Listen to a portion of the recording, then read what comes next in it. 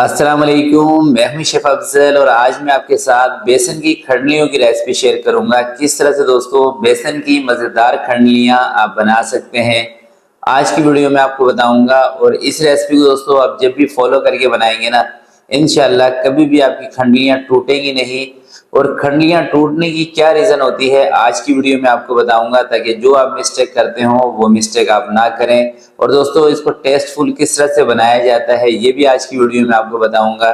तो वीडियो इंशाल्लाह बहुत ही ज़बरदस्त होगी और जब भी आप ये रेसिपी ट्राई करेंगे आपको मज़ा आ जाएगा ये बनाकर। तो फिर बिना टाइम ज़ाय किए चलते हैं आज की इस मज़ेदार रेसिपी की तरफ और इसको बनाना स्टार्ट करते हैं।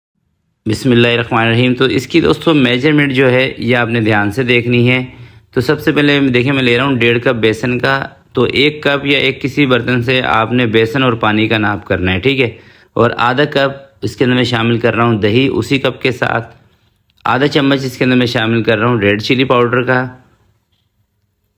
हल्दी पाउडर आधे चम्मच से कम इसके अंदर शामिल कर रहा हूँ, ये कलर के लिए बेसिकली। साबुत ज़ीरा आधा चम्मच शामिल कर रहा हूँ। नमक 1 चम्मच इसके अंदर शामिल कर रहा हूँ। ग्रीन चिली का पेस्ट 2 चम्मच शामिल कर रहा हूँ। अगर आपके पास पेस्ट नहीं है तो आप 2 से 3 हरी मिर्चें लें, उसको पीस कर इसमें शामिल कर दें। और पानी दोस्तों इसके अंदर तकरीबन मैं 2 कप शामिल करूँगा। और 2 कप पानी आपने एक ही साथ बेसन में नहीं डाल देना है, थोड़ा थोड़ा करके इसमें मिक्स करना है। वो इसलिए दोस्तों थोड़ा थोड़ा करके इसमें मिक्स करना है ताकि बेसन के अंदर ना जो गुठलियाँ पड़ जाती हैं ना वो ख़त्म हो जाए। अगर आप 2 कप पानी एक ही साथ डाल देंगे फिर बेसन की गुठलियाँ नहीं ख़त्म होगी, और जब बेसन की गुठलियाँ ख़त्म नहीं होंगी तो आपकी ये जो टुकड़ियाँ बनाएंगे ना ये सही नहीं बनेगी, ठीक है। तो आधा कप पानी हमने पहले इसमें शामिल किया था और ये दही वाला कप था उसी के अंदर मैंने पानी डाल दिया था, ठीक है। तो आधा कप पानी का और इसमें ऐड कर दिया है। तो अभी कुल मिला के 1 कप दोस्तों पानी हुआ है और 1 कप पानी इसके अंदर मैं और ले रहा हूँ। देखिए दोस्तों इसके अंदर अगर आप पानी कम इस्तेमाल करेंगे ना तो फिर इससे होगा ये कि जब आप ये खंडलियाँ उठा के शोरबे के अंदर डालेंगे ना और उस शोरबे में डाल के पकाएंगे तो ये टूट जाती हैं, ठीक है। तो इसलिए पानी इसके अंदर आपने हिसाब से लेना है 2 कप। अगर बहुत ज़्यादा आप इसके अंदर पानी डाल देते हैं फिर आप ये खंडलियाँ पका पका के एक तो आप थक भी जाएंगे और दूसरा इसका कलर भी ख़राब हो जाएगा। बाकी इसके अंदर मैंने थोड़ी सी प्याज बारीक बारीक चॉप करके ऐड की है, कसूरी मेथी और ऑयल इसमें शामिल किया है। तो सारी चीज़ें इसमें ऐड करने के बाद चूल्हा इसका मैंने जला दिया है और हल्की हल्की इसके नीचे दोस्तों मैंने आंच रखी है। देखें अगर तेज़ आंच रखेंगे तो नीचे फ़ौरन से ही बेसन लग जाएगा, चिपक जाएगा। तो आपने इस चीज़ का ख्याल करना है, आंच इतनी रखनी है कि बेसन आपका नीचे चिपके ना। तो हल्की हल्की आंच पे इसको पकाएंगे और इसका जो पकाने का टाइम है ना तकरीबन 8 से 9 मिनट दोस्तों इसको लग जाते हैं पकाने में।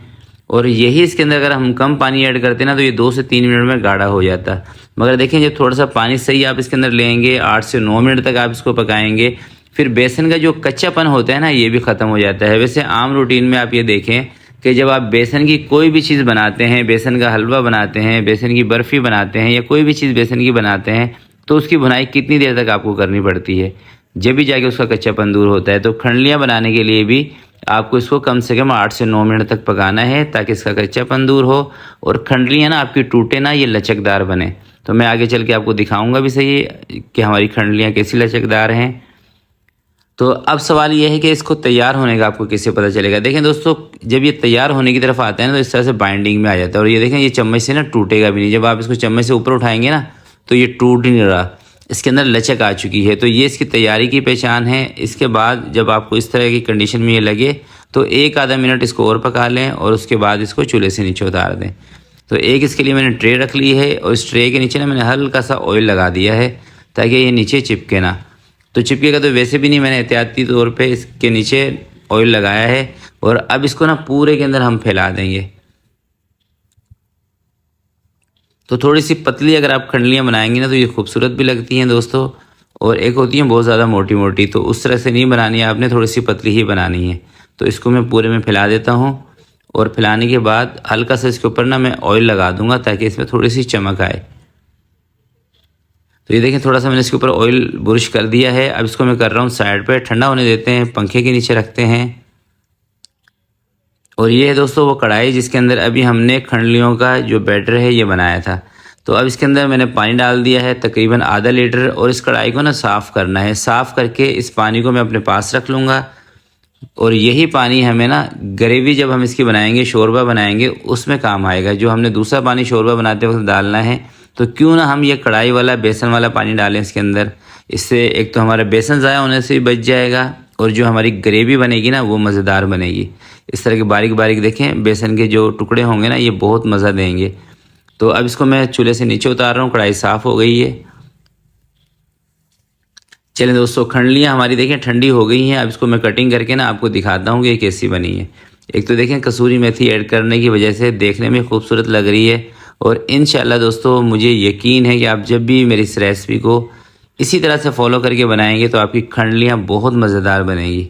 तो ये देखें इसकी लचक चेक करें। तो इसके अंदर दोस्तों आपने ना एक चीज़ का ख्याल करना है कि जब कसूरी मेथी जिसके अंदर जो मैंने डाली थी ना, तो कसूरी मेथी का जब भी आप इस्तेमाल करें उसको चेक कर लिया करें उसमें कड़वाहट ना हो। अगर कसूरी मेथी कड़वी होगी ना तो आपका पूरा सालन ख़राब हो जाएगा। तो इसको करते हैं साइड पर और वही खूबसूरत सी कढ़ाई दोबारा मैंने दोस्तों चूल्हे के ऊपर रख दी है। 1 कप इसके अंदर मैं कुकिंग ऑयल का शामिल कर रहा हूँ। इसके अंदर ऑयल से बनाएं या घी से बनाएं थोड़ा सा ज़्यादा जाता है खंडलियों के अंदर, ठीक है। एक दरमियाने साइज़ की प्याज उसका पेस्ट बना के इसके अंदर मैंने शामिल कर दिया है। प्याज को हल्का सा जब कलर आ जाए फिर इसके अंदर आपने अदरक और लहसुन का पेस्ट शामिल करना है और हरी मिर्चों का पेस्ट शामिल करना है। तो 1 चम्मच अदरक और लहसुन का पेस्ट शामिल कर रहा हूँ और 1 चम्मच ग्रीन चिली पेस्ट। अब थोड़ा सा कोई 2 से 3 मिनट तक अदरक और ग्रीन चिली को प्याज के साथ ही फ्राई कर लेंगे ताकि इन तीनों चीज़ों का जो कच्चापन है ये दूर हो जाए। प्याज हमने कोई ज़्यादा ब्राउन नहीं की इसके अंदर, ठीक है, आपने देख लिया।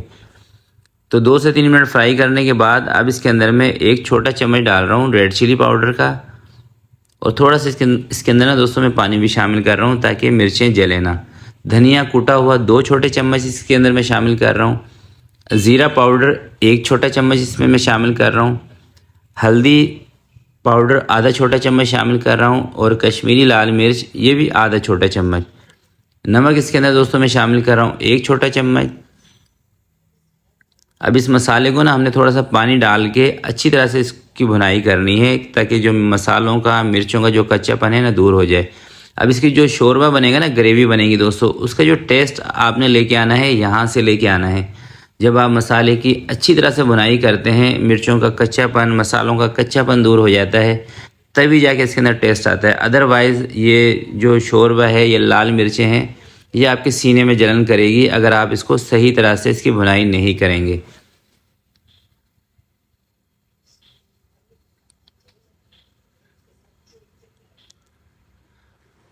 तो ये देखें दोस्तों मसाला मैंने अच्छी तरह से भून लिया है। अब इसके अंदर मैं शामिल कर रहा हूँ आधा कप दही का। तो दही इसके अंदर ऐड करने के बाद इसकी आंच को मैं कम कर दूंगा, हल्की आंच पे इसको मैं छोड़ दूंगा 5 से 7 मिनट के लिए और थोड़ी थोड़ी देर के बाद इसमें मैं चम्मच भी चला दूंगा। तो 5 मिनट के लिए दही डाल के हल्की आँच इसकी कर देते हैं।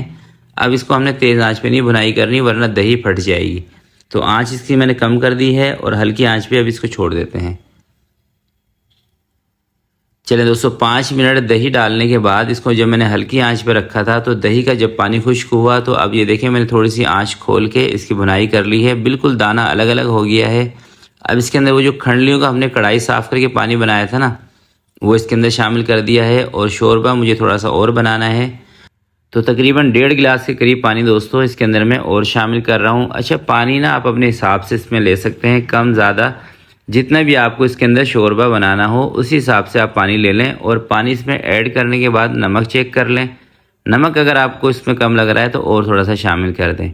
तो आधा चम्मच खुशबू के लिए इसके अंदर मैंने गरम मसाला शामिल किया है और जायफल जवात्री तकरीबन 2 चुटकी ये भी खुशबू के लिए है। थोड़ी सी कसूरी मेथी इसके अंदर दोस्तों मैं शामिल कर रहा हूँ।